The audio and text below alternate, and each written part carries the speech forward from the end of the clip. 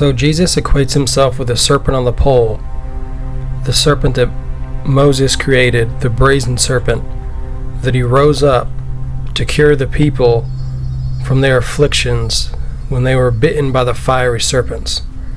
Now what we have to figure out is, why did they use a brazen serpent, and where did this story come from? Numbers 21:6-8, and the Lord sent fiery serpents among the people. Now the key word here is the fiery serpents.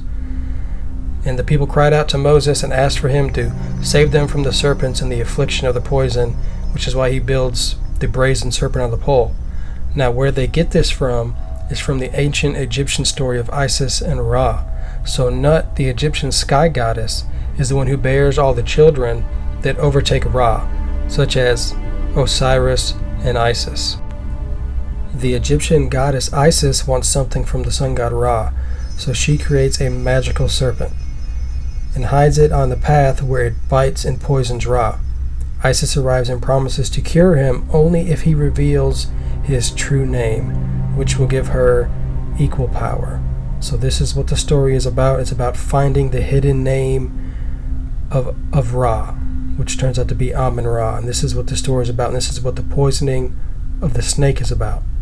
Isis kneaded with her hand in the dust and fashioned the form of a sacred serpent.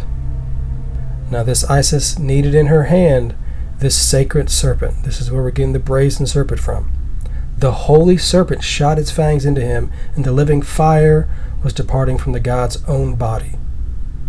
Okay, fiery serpents, fiery poison, the affliction. Behold, it is fire. Behold, is it water. My heart is full of burning fire. My limbs are shivering, and my members have darting pains in them. Meanwhile, the poison burned with blazing fire, and the heat thereof was stronger than that of a blazing flame. So this is the exact same thing that the Israelites go through when they are bitten by the fiery serpent. It's the same story. Amun-Ra, it means hidden, the hidden one, the hidden divinity. So where they take the brazen serpent on the pole story from is from this Isis-Ra story about the fiery serpent. And what they're doing is revealing to you that the hidden name or the hidden god in Israel is the serpent. So the etymology of Nahash, meaning serpent, bronze, or oracle. So this is why it's fiery serpent, because bronze or copper shines, and it's like a shining one, a fiery one. So that's why you have fiery serpents. So the Hebrew word rendered serpent, it basically means a shining one. The Hushites, a piece of brass, means a burning one. Serpents, Numbers 21, were burning in the poison of their bite. They were called seraphim. So they were burning in the poison of their bite, just like Ra was burning in the poison of his bite from the cobra, from the snake that Isis fashioned, the holy serpent that she made. That's where this comes from. Nahash, the snake, the serpent, the burning one, the brass, it's all connected. All these words are connected. The story that they tell you in Numbers about the fiery serpents biting the Israelites to afflict them with a fiery poison, it's the same thing. Isis uses a snake to afflict Ra, to reveal his hidden name or his hidden divinity. So that's what this story is doing in the Bible. It is showing you what Isis-Ra-El is. Israel, it's the Isis-Ra story of the power of their God, which is in the fiery serpent, which is in the poison.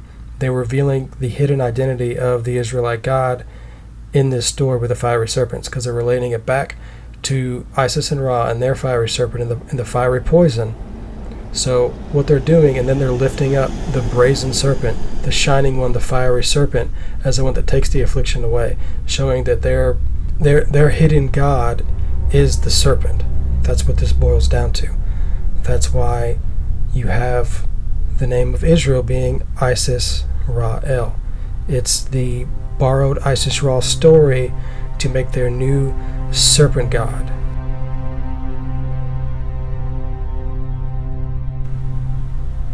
Now we're going to get into where the serpent god comes from, because they didn't just borrow from the Egyptian Isis Ra myths. So Yam, or God, is this serpent god that Yahweh is being depicted as. So Yam is the god of the sea, and as you can see, his symbol is the serpent. His personal information, his parents are supposed to be El as his father, and he's equated to Poseidon and Neptune. Yam, the Semitic god of the sea, is the adversary of Baal. Okay, so Baal and Yam are at odds with each other. The fight of the Baal Hadad with Yam has long been equated with the Chaos Kampf. God fights and destroys a dragon or sea monster, or the seven-headed dragon, the Lotan. Yam is often described as the serpent. Both Mesopotamian and the biblical Leviathan are adduced as reflexes of this narrative. So the word lawa means to join or connect things. As a verb, joining the two ends, a circular motion of sorts, a wreath or a circular coiled or twisted band of leaves or twigs, or the coiled serpent, just like the Cronus time symbol. Levi means joined or coiler. So the Levites are the joined or coiled ones, again because they are connected to the snake, to the Leviathan, to Yam, to the Lotan. So the Leviathan, the great intuitive human unity, just like the joining or the connecting or the unity, you see it's related to Lawa and Levi, the priests. That's where all this stuff is coming from and leading back to. So the Leviathan is the joiner.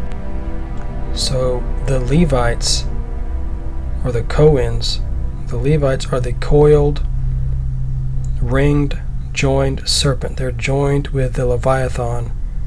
They are joined with Yam. That's what Yahweh is supposed to be in the 5 books of Moses Exodus stories. He's supposed to be Yam, the serpent. But it goes deeper than that. So what it comes down to is warring factions. So El, the Phoenician Baal, is generally identified with either El or Dagon. So El and Dagon and Baal are all also intertwined. So the Israelite El God is intertwined with Baal and Dagon as well. So we're going to see who Dagon is, and we're going to look into who Baal is. So Baal in Canaan, where he supplants El as the leader of the gods of the pantheon. So eventually, in some myths, Baal overtakes El. So Dagon is the god of prosperity and the Syrian father of the gods. His consort is Shalas. His children are Baal. It's one of his kids. Now some of Dagon's equivalents are Enlil and El as well. So it also goes back to the ancient Sumerian myths of Enlil, along with all this stuff. So Dagon, Sumerian, Phoenician. He was a god worshipped in ancient Syria across the middle of the Euphrates, with primary temples located in Tuttle and Terka. Wilfrid Lambert proposed in 1980 that Ashara was sometimes regarded as the wife of Dagon instead of who is normally said to be his wife. Now this is important, and we're going to go back to it later as far as how Ashara or Ishtar fits in with all this stuff. Dagon sometimes follows El but precedes Baal. 2 such examples are known, but in 6 Dagon follows El and Baal. An incantation against snakebite mentions Dagon alongside Baal. So right away we see now Dagon and Baal are being acquainted with healing snake bites, like snakebite venom, like the fiery serpents in Numbers. You know, they want to portray it as Yam, the serpent, but then there's also these older references to Baal and Dagon healing snake bites. So you start to see the comparison between the two of them. Alright, so according to Philo of Byblos, they are trying to say Dagon is the brother of Cronus or Saturn, both sons of the sky Uranus and the earth Gaia. Which again, this is going right back to the Egyptian stuff of Nut, being the goddess of the sky, and her husband, Geb, or the earth, is the one that bears Isis, or Osiris. So the Sumerian, Babylonian stuff, Canaanite stuff, it's all connected with the same stories of Egypt. It's all the same type of stories being recycled, and that's all you're seeing in the Bible is the same myths and stories being recycled. So Baal is a Canaanite Phoenician god of fertility and weather, specifically rainstorms, and his symbols are the bowl. That's what he is associated with, is the bowl. And we're going to go back to that again, like in all these other things. So Baal was usually said to be the son of Dagon, and Baal and El were associated with the bull. He held special enmity against snakes on their own and as representatives of Yamu, or Yam, the Canaanite sea god and river god. So the Tannin, the Lotan, the fugitive serpent. The Tannin is the twisted serpent. In the Bible you have the Leviathan, the one with 7 heads. So Baal was said to be the son of Dagon, and like I said, he was associated with the bull, and he has enmity with the snake, or Yam. So you have the snake and the bull fighting each other, which is what you see in the Old Testament Bible stories back and forth between the Israelites over the years as different writers go a different way as far as who Yahweh is. Is Yahweh the serpent Yam, or is Yahweh the bull Baal? So Yamu, the twisted serpent, the one with 7 heads, is regarded as the prototype for the vision recorded in the 7th chapter of the book of Daniel. So all these things are connected, and people over the years are aware of this. They know that these stories are being recycled. So Dagon is the grain god. Bull Hammon was associated with the ram, depicted with horns instead of the bull. And the Romans cited the fact that people were sacrificing their children to this version of Baal. So whether it's Yam or Baal, both of these representatives that they're associating with the Old Testament Yahweh God are both evil. Again, Yam holds special hostility against Baal-Hadad, son of Dagon. He is a deity of the sea, and his palace is in the abyss, associated with the depths, or biblically Tehom, of the oceans. Yam is the deity of the primordial chaos, so he is the chaos serpent, is who Yam is supposed to be.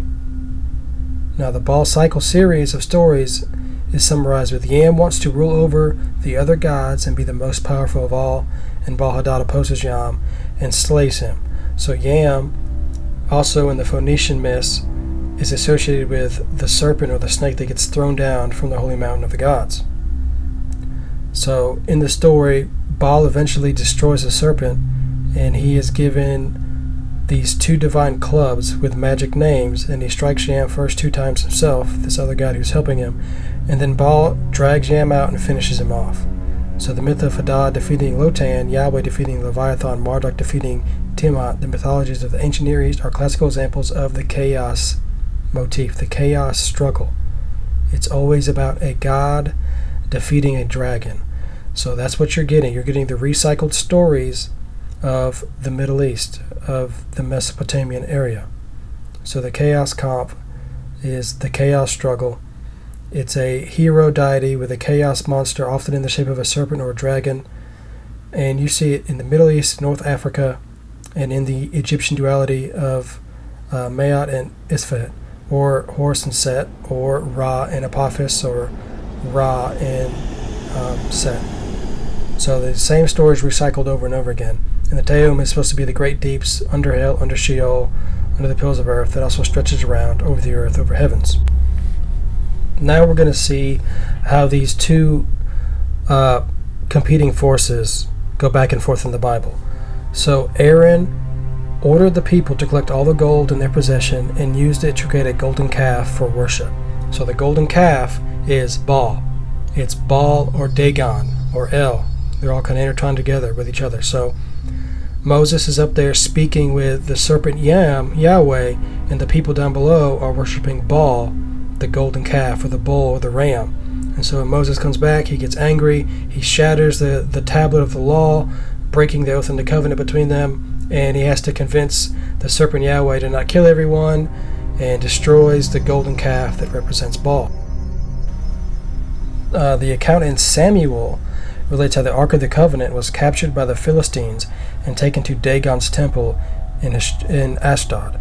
The following morning, the Ashdodites found the image of Dagon lying prostrate before the ark. They set the image upright, but again on the morning of the following day they found it prostrate before the ark, but this time with its head and hands severed, lying on the ground, basically lying on the trunk of his body, being all that remained of Dagon. Because in this story they're relating how that Yahweh is Yam, or the Leviathan, or the serpent, and so he is opposed to Baal or Dagon, but that are both represented by the bull, and connected to El.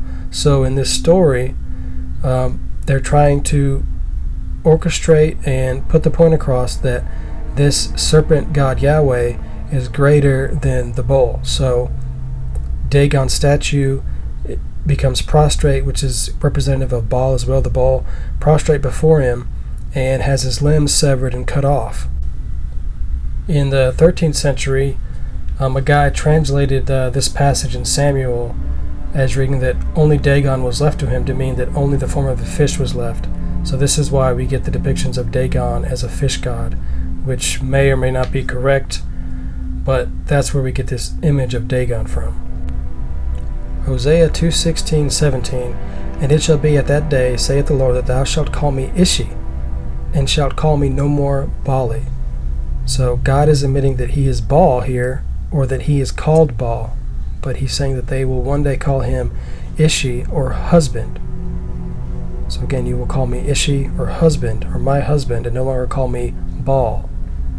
Ishi, the name of God, meaning husband. So this is why I said it's going to come back to Dagon's possibly being married to Ashara or Ishtar. And it comes back to this right here because Isha would be wife and Ishi is husband. So it's circling back around to the Dagon myths of Baal, possibly saying that he's going to be Baal who usurps his father Dagon, and then you're going to know him as father or know him as the husband. And Ashara is the goddess of marriage, love, oaths, and disease. And she plays a role in these Old Testament stories as well. Again, her equivalents are Ishtar. And so what Ashara is represented by is the scorpion. So Ashara was instead symbolically represented by the scorpion. And if you remember the Old Testament covenant that God makes with Abraham when it comes to the circumcision, how does Abraham get circumcised? He gets circumcised by a scorpion. So this is Ishara. And you have Ishi, the husband, which would be Dagon, or possibly El, or Enlil, all going back to the Sumerian stuff. So all this stuff just gets recycled and intertwined. And again, Ashara is the goddess of oaths, like covenants, and that's why the scorpion is used to circumcise Abraham. So if you're starting to get the picture, all these things are fictions and myths being recycled. Interestingly enough, Ashara is also not only a scorpion, but she's referred to as a reptile, a mythical reptile, a type of reptile in Leviticus, or a chameleon, the snake, or the lizard.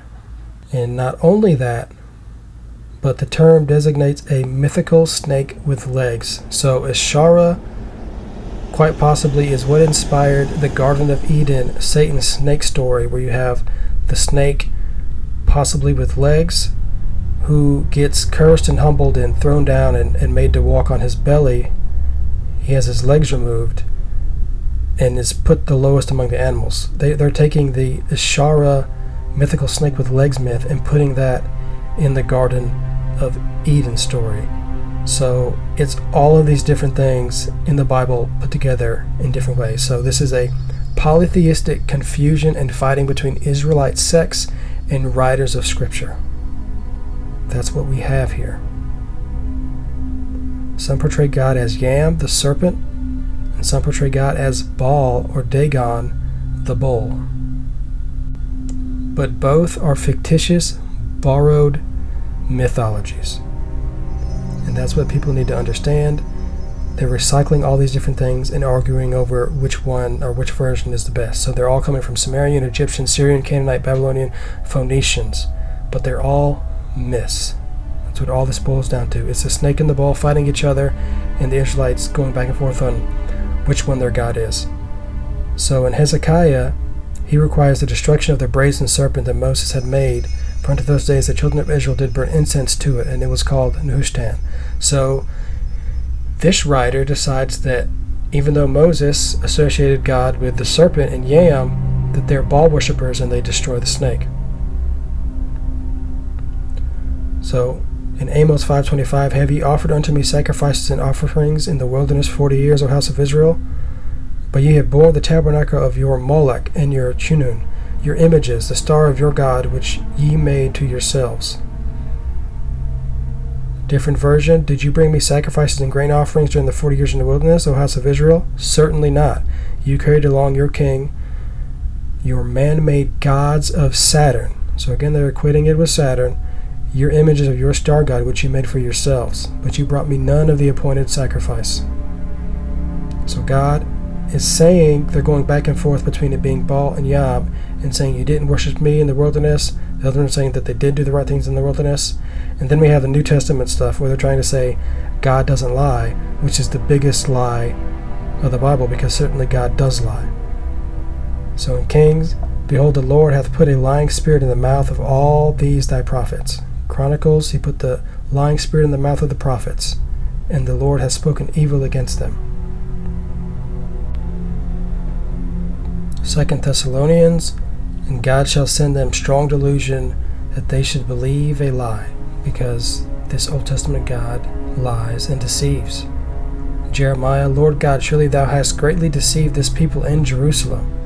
Another one from Jeremiah, O Lord, thou hast deceived me. And Ezekiel, I the Lord have deceived that prophet.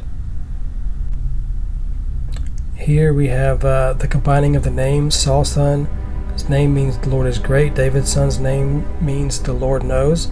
And then they combine them in the Belial, the Lord is Yah, or Yahweh is Baal.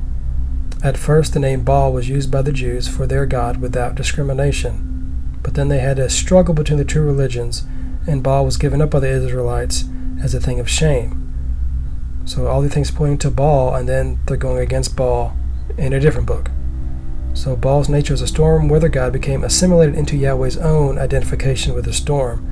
The Yahwistic religion separated itself from the Canaanite heritage, first by rejecting Baal worship in the 9th century, and then through the 8th and 6th centuries condemning Baal worship altogether. So at first they combined Baal worship into their serpent Yahweh Yam worship and made them the same thing, and then they rejected the Baal worship in the 9th century, and then they just started condemning all of the Baal worship. But it's both in the different books of the scriptures. So God says, I form the light and create the darkness. I bring prosperity and create disaster. I, the Lord, do all these things. Because God is both good and evil, which is part of the duality of all these different religions, but also because he is two different gods. He's two different entities, both being called upon in the Bible. So in one version, Satan stood up against Israel and provoked David to number Israel. In another version, it was the anger of the Lord was kindled against Israel, and he moved David to go and number Israel. So is it the Yahweh God, or is it Satan? Well, it's both of them, the same thing. And it just depends on what version you get, whether it's Baal or Yam. But they're both evil, and they're both fictions. And this is one showing how God is evil, giving them statutes that were not good and judgments by which they could not live. And so the Christians out there have to understand that if you believe in the fictional fake gospels, they link themselves to this evil tradition. When Jesus transfigures, he's standing next to Moses and Elijah. So he's linking himself to the Mosaic law of the serpent, Yahweh or Yam, and the prophets, who oftentimes try to equate Yahweh with Baal over Yam. They equate him with Baal or Dagon. So he's linking himself to both of these traditions at once. In one instance, Jesus is the Yam Leviathan serpent on the pole, Yahweh, and in another instance, Jesus is the bull or the Baal who destroys the dragon, who destroys the serpent, and becomes the ruler of the world, just like Jesus does in Revelation. So he's putting his ball in both courts, is what he's doing. I also gave them over to statutes that were not good, and ordinances by which they could not live, and I pronounced them unclean through their gifts, the sacrifice of every firstborn in the fire, so that I might devastate them, in order that they would know that I am the Lord. So God is saying that he has deceived the people. He gave them statutes that weren't good and got them to sacrifice their firstborn in the fire, probably to Moloch or Baal. And this is the tradition that the Jesus of the gospel Christianity, or the canon Christianity, is linking itself to. And it's a schizophrenic, split personality religion where one minute he's a serpent, the other minute he's the bull and he's killing the serpent. But whether it's sacrificing children to the bull or everyone dying to the evil chaos sea serpent demon, Yahweh is a lie and he's a fiction, and he is nothing but mythology. And that's what everyone needs to understand. Whether it's Yam or Baal, it's the Baal cycle, it's the chaos motif, the chaos struggle, and it goes back to all of the old ancient religions and beliefs in Mesopotamia and in North Africa. It goes back to Ishara and the scorpion, the mythical snake with legs. It goes back to Isis and the fiery serpent that poisons Ra to get his power and reveal his identity.